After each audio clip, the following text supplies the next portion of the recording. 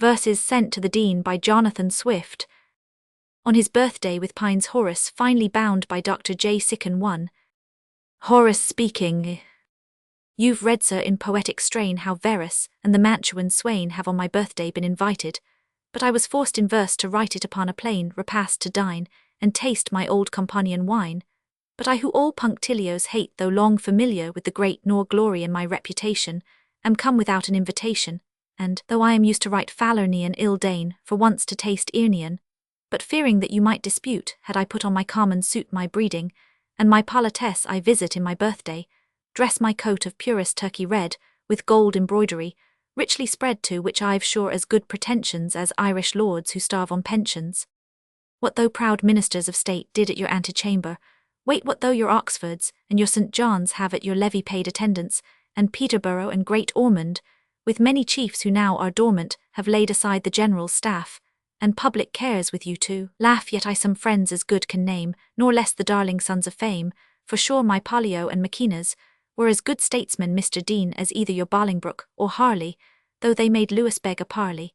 And as for Mordaunt too, your loved hero, ill match him with my Drusus Nero. Y'all boast perhaps your favourite pope, but Virgil is as good, I hope.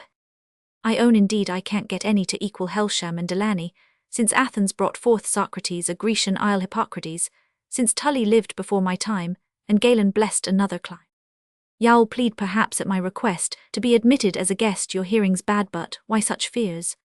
I speak to eyes and not to ears, and for that reason wisely took the form you see me in a book.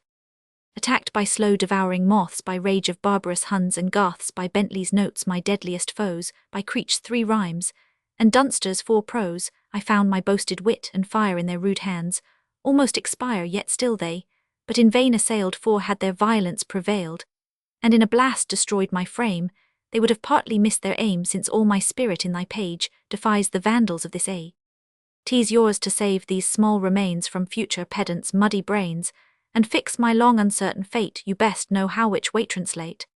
Footnote 1. This ingenious young gentleman was unfortunately murdered in Italy, Scott. Footnote 2. See verses to the Earl of Peterborough ante p. 48 W.E.B. Footnote 3. The translator and editor of Lucretius and Horace, W.E.B. Footnote 4. Who put forth in 1710 the satires and epistles of Horace, done into English, of which a second edition was published in 1717, with the addition of the art of poetry. His versions were well satirized by the wits of the time, one of whom Dr. T. Franklin wrote o'er Tibur's Swan the Muses wept in vain, and mourned their bard by cruel Dunster slain, Dict Nat Beog W.E.B.